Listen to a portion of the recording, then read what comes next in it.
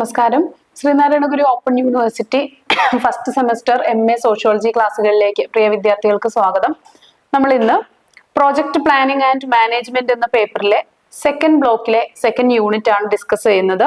Project monitoring and evaluation, അതാണ് ഈ ഒരു യൂണിറ്റിന്റെ പേര്. അതായത് പ്രോജക്ട് മോണിറ്റർ ചെയ്യുക, അതിന്റെ ഇവാലുവേഷൻ നടത്തുക. ഈ രണ്ട് പ്രോജക്റ്റില് വളരെ പ്രധാനപ്പെട്ട ഒരു സ്റ്റേജ് ആണ് ഇത്. ഈ പ്രോജക്റ്റ് മോണിറ്റർ ചെയ്യുക എന്നതും അതുപോലെ അതിന്റെ ഇവാലുവേഷനും.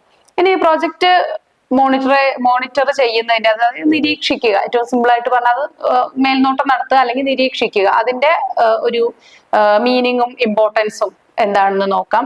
പ്രൊജക്ട് മോണിറ്ററിംഗ് എന്നത് പ്രൊജക്ടിന്റെ സമയബന്ധിതമായിട്ടുള്ള നടത്തിപ്പിന് അല്ലെങ്കിൽ അതിന്റെ വിജയത്തിൽ എത്തിക്കുന്നതിന് വളരെ വളരെ അത്യാവശ്യമായിട്ടുള്ള ഒരു കാര്യമാണ്. അതിനെ കൃത്യമായിട്ട് മോണിറ്റർ ചെയ്യുക എന്നുള്ളത്. നമ്മൾ തൊട്ട് മുൻപത്തെ യൂണിറ്റിൽ നമ്മൾ പ്രിൻസിപ്പൽ ഇൻവെസ്റ്റിഗേറ്ററെ കുറിച്ച് പറഞ്ഞു അല്ലെ, PI എന്ന ഒരു കാര്യത്തെ കുറിച്ച് പറഞ്ഞു. അപ്പൊ PIയുടെ ചുമതലകളിൽ വരുന്നത് തന്നെയാണ് ഈ പറയുന്ന പ്രോജക്റ്റിനെ മോണിറ്റർ ചെയ്യുക എന്നുള്ളത്. അപ്പൊ ഇതിലൂടെയാണ് ശരിക്കും ഒരു പ്രോജക്റ്റ് അതിന്റെ പദ്ധതി ക്രമം അനുസരിച്ചിട്ട് അല്ലെങ്കിൽ അതിന്റെ ക്രൈറ്റീരിയ അനുസരിച്ചിട്ട് കൃത്യമായിട്ട് പ്രോഗ്രസ് ചെയ്യുന്നത്. അപ്രതീക്ഷിതമായിട്ടുള്ള സംഭവങ്ങളൊക്കെ ഒഴിവാക്കാൻ സാധിക്കുന്നത് ഇത് കറക്റ്റ് പ്ലാനിങ്ങിലൂടെ പോകുന്നത് കൊണ്ടാണ്.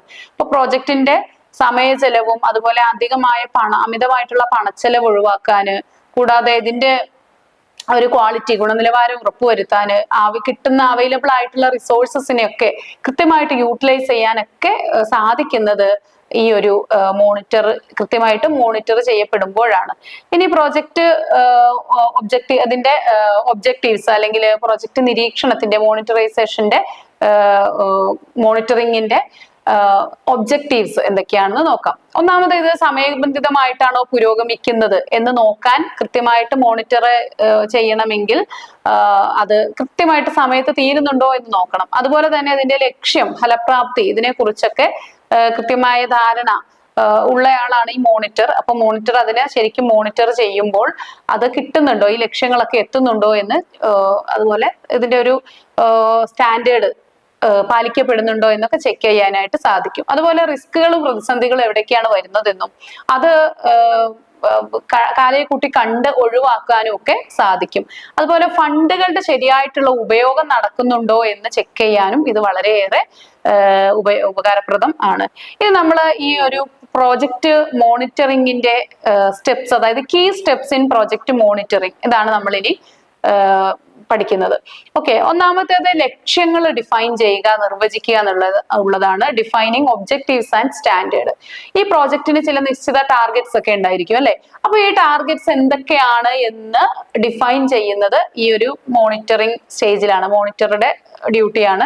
അതുപോലെ ഇതിന് കൃത്യമായിട്ട് ഒരു ടൈം ഫ്രെയിം ഉണ്ടായിരിക്കും, ഒരു സമയപരിധി ഉണ്ടാവും. ഈ സമയപരിധിക്കുള്ളിൽ അത് ക്വാളിറ്റി ഉറപ്പുവരുത്തിക്കൊണ്ട് ടൈം ഫ്രെയിമിൽ അത് തീർക്കാനായിട്ട് സാധിക്കണം.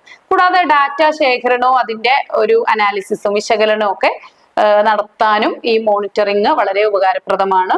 അതുപോലെ തന്നെ ടീം റിപ്പോർട്ട്സ്, ഫിനാൻഷ്യൽ സ്റ്റേറ്റ്മെന്റ്സ്, അതിന്റെ ക്വാളിറ്റി അസസ്മെന്റ്സ്, ഇതൊക്കെ പരിശോധിച്ച് ഈ പ്രോജക്റ്റ് ശരിയായ ദിശയിലാണോ നീങ്ങുന്നത് എന്ന് നോക്കുന്നതും ഈ മോണിറ്റർ തന്നെയാണ്.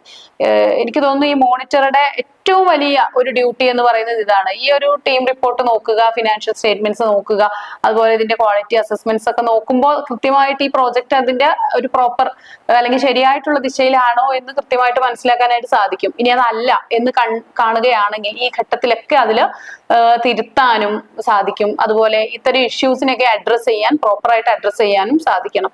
ഇനി നിരീക്ഷണ സാങ്കേതികതകൾ പ്രയോഗിക്കുക, അതായത് അപ്ലൈയിങ് മോണിറ്ററിംഗ് ടെക്നിക്സ്. നമ്മൾ നേരത്തെ കുറെ ടെക്നിക്സ് പറഞ്ഞിട്ടില്ലേ, GAN ചാർട്ട്, അതുപോലെ CPM അല്ലെ, ക്രിട്ടിക്കൽ പാത്ത് മെത്തേഡ്, അതുപോലെ PERT എന്നൊരു method, programme evaluation and review techniques, ഇതൊക്കെ നമ്മൾ പറഞ്ഞിട്ടുണ്ട്. ഈ ടെക്നിക്സ് ഒക്കെ കൃത്യമായിട്ട് പരിശോധിക്കുക, അതും ഈ ഒരു മോണിറ്ററുടെ ഡ്യൂട്ടിയാണ്. ഇനി എന്തെങ്കിലുമൊക്കെ പ്രോബ്ലംസ് ഉണ്ടെങ്കിൽ ഈ ഒരു മേഖലയിൽ വരുന്ന പ്രോബ്ലംസ് അഡ്രസ് ചെയ്യാനും കണ്ടെത്താനും ഒക്കെ സാധിക്കണം. അപ്രതീക്ഷിതമായിട്ടൊക്കെ എന്തെങ്കിലും ഇഷ്യൂസ് ഒക്കെ വരികയാണെങ്കിൽ അതിന് പരിഹാരം കണ്ടെത്താനും സാധിക്കണം. ഇനി നമുക്ക് പ്രോജക്റ്റ് നിരീക്ഷണത്തിനുള്ള ചില പ്രത്യേക ടെക്നിക്സ് നമ്മൾ നേരത്തെ പറഞ്ഞവ തന്നെയാണ്, ഈ GAN ചാർട്ട് ഒക്കെയാണ്. അപ്പൊ നമുക്ക് അത് എന്താണെന്ന് വിശദമായിട്ട് ഒന്നും കൂടി നോക്കാം. അപ്പൊ ഫസ്റ്റ് വൺ GAN ചാർട്ടാണ്. സ്പെല്ലിംഗ് CHANT ആണ് ചാർട്ട്. ഓക്കെ, അപ്പൊ പ്രോജക്റ്റിന്റെ പ്രവർത്തനങ്ങൾ, അതിന്റെ സമയക്രമം വീക്ഷിക്കുക, അതുപോലെ അതിനെ നിയന്ത്രിക്കാൻ സഹായിക്കുക, ഇങ്ങനെയുള്ള കാര്യങ്ങളൊക്കെയാണ് ഇതിൽ വരുന്നത്. പ്രത്യേകമായിട്ടുള്ള മൈൽ സ്റ്റോൺസ് ഒക്കെ ഉണ്ടെങ്കിൽ അതൊക്കെ നോട്ട് ചെയ്ത് വെക്കാനും സാധിക്കും. മറ്റൊന്നാണ് ക്രിട്ടിക്കൽ പാത്ത് മെത്തേഡ്, അല്ലെങ്കിൽ CPM എന്ന് പറയാം. പ്രൊജക്റ്റിലെ നിർണായകമായിട്ടുള്ള ഒരു വേ ഉണ്ട് അല്ലെ, ഒരു പാതയുണ്ട്. അപ്പൊ അതിന്റെ കാലതാമസം, ഡിലേ വരുന്നത്, അതുപോലെ അത്തരം സാധ്യതകളെയൊക്കെ പരിശോധിക്കാനായിട്ട് സാധിക്കും. ഇനി പദ്ധതിയുടെ കാലയളവ്, പരമാവധി ചെറിയ കാലയളവിനകത്ത് ഒരു പദ്ധതി സക്സസ്ഫുൾ ആയിട്ട് നടത്തുകയാണെങ്കിൽ അതിന് കമ്പാരിറ്റീവ്ലി എഫേർട്ട് ഉണ്ടാകും, പക്ഷെ അത് പെട്ടെന്ന് റിസൾട്ടിലേക്ക് എത്തും അല്ലെ. നമുക്ക് മറ്റൊരു കാര്യത്തിലേക്ക് നമ്മളുടെ ടൈമും എഫേർട്ടും ഒക്കെ സ്പെൻഡ് ചെയ്യാൻ, അല്ലെങ്കിൽ മറ്റൊരു കാര്യം കൂടി സമയബന്ധിതമായിട്ട് പൂർത്തീകരിക്കാനൊക്കെ സാധിക്കും. അപ്പൊ ആ രീതിയിലേക്ക് ഇതിനെ സഹായിക്കും. Then PERT, programme evaluation and review ടെക്നിക്കാണ് PERT എന്ന് പറയുന്നത്. അപ്പൊ ഇതിൽ എന്തെങ്കിലുമൊക്കെ അനിശ്ചിതത്വങ്ങളൊക്കെ, അൺസർട്ടനിറ്റീസ് ഒക്കെ വരാം. അപ്പൊ അത്തരം അൺസർട്ടനിറ്റീസ് ഒക്കെ പെട്ടെന്ന് സെൻസ് ചെയ്തുകൊണ്ട് അതിനു വേണ്ടിയിട്ട് പ്ലാനിങ് നടത്തുക, അതാണ് ഇതിന്റെ ലക്ഷ്യം. അപ്പൊ പദ്ധതിയുടെ ഓരോ ഘട്ടത്തെയും ഒബ്സർവ് ചെയ്യാൻ ഇത് ശരിക്കും ഒരു മോണിറ്ററിംഗ് ടെക്നിക്കാണ്. അപ്പൊ അതിനെ കൃത്യമായിട്ട് മോണിറ്റർ ചെയ്യാനായിട്ട് PERT സഹായിക്കും. ഇനി നമ്മൾ ഇതില് ഈ ഒരു പ്രോജക്റ്റ് മോണിറ്ററിംഗിൽ വരുന്ന പ്രധാനപ്പെട്ട ചലഞ്ചസ് എന്തൊക്കെയാണെന്ന് നോക്കാം. ഒന്നാമത്തേത് അപ്രതീക്ഷിതമായിട്ട് വരുന്ന മാറ്റങ്ങളാണ്, ചേഞ്ചസ് ആണ്. അതായത് അൺഎക്സ്പെക്ടഡ് ചേഞ്ചസ്, പുതിയ ആവശ്യങ്ങൾ. ഇപ്പൊ മാർക്കറ്റിംഗ് കാര്യമൊക്കെ ആണെങ്കിൽ നമ്മൾ അൺഎക്സ്പെക്ടഡ് ആയിട്ട് ചില ചേഞ്ചസ് ഒക്കെ വരാറുണ്ട്. ഫോർ എക്സാമ്പിൾ ഒരു എപ്പിഡമിക് അല്ലെങ്കിൽ ഒരു പാൻഡമിക് ഒക്കെ നമ്മൾ ഒട്ടും പ്രതീക്ഷിക്കാതെ പെട്ടെന്ന് അങ്ങ് വരുന്ന സമയത്ത്, ഈ കോവിഡ് ഒക്കെ വന്ന സമയത്ത് അങ്ങനെ സംഭവിച്ചിരുന്നു അല്ലെ. ഇറക്കിയ സ്റ്റോക്ക് ഒക്കെ വിറ്റഴിയാൻ പ്രയാസമുള്ള സാഹചര്യങ്ങൾ, കടകളൊക്കെ അടച്ചു, ആരും കടയിൽ എത്തുന്നില്ല. പക്ഷെ അത് നമ്മൾ പ്രതീക്ഷിക്കുന്നില്ല. അപ്പൊ അതുകൊണ്ട് തന്നെ എന്ത് സംഭവിച്ചു, ആ സ്റ്റോക്ക് ഒക്കെ വെറുതെ ആവുന്ന സാഹചര്യങ്ങൾ വരുന്നു. അപ്പൊ ഇങ്ങനെയുള്ള നമ്മൾ പ്രതീക്ഷിക്കാത്ത കാര്യങ്ങൾ സംഭവിക്കുമ്പോൾ വരുന്ന ഒരു problem. Then accuracy, data accuracy and reliability issues. തെറ്റായ വിവരങ്ങളൊക്കെയാണ് കിട്ടുന്നതെന്നുണ്ടെങ്കിൽ അതിലെ ഒരു അശാസ്ത്രീയത അത് പ്രോജക്റ്റിനെ ബാധിക്കും. അതുപോലെ തുടർച്ചയായിട്ടുള്ള ഒരു കണക്ഷൻ അല്ലെങ്കിൽ ഒരു സംവേദനം കിട്ടാതെ വരുന്ന, ഒരു കണ്ടിന്യൂസ് കമ്മ്യൂണിക്കേഷൻ ഇഷ്യൂസ് കിട്ടാതെ വരുമ്പോൾ ഉണ്ടാവുന്ന ഇഷ്യൂസ് വരാറുണ്ട്. അതുപോലെ ഫണ്ട് വലിയൊരു പ്രതിസന്ധിയാണ്. ബഡ്ജറ്റ് കൃത്യമായിട്ട് ഫണ്ടിങ് ഇല്ലെങ്കിൽ ആ പ്രോജക്റ്റിനെ വലിയ മോണിറ്ററിങ്ങിനൊക്കെ അത് വലിയ ഒരു പ്രതിസന്ധിയായിട്ട് നിലനിൽക്കും. കൂടാതെ സാങ്കേതിക പ്രശ്നങ്ങളാണ് മറ്റൊന്ന്. ടെക്നിക്കലായിട്ടുള്ള ഇഷ്യൂസ്, ടെക്നിക്കൽ ഇഷ്യൂസ് എന്തെങ്കിലുമൊക്കെ നേരിട്ടാൽ അത് പ്രോജക്റ്റിനെ ദോഷകരമായിട്ട് സ്വാധീനിക്കും.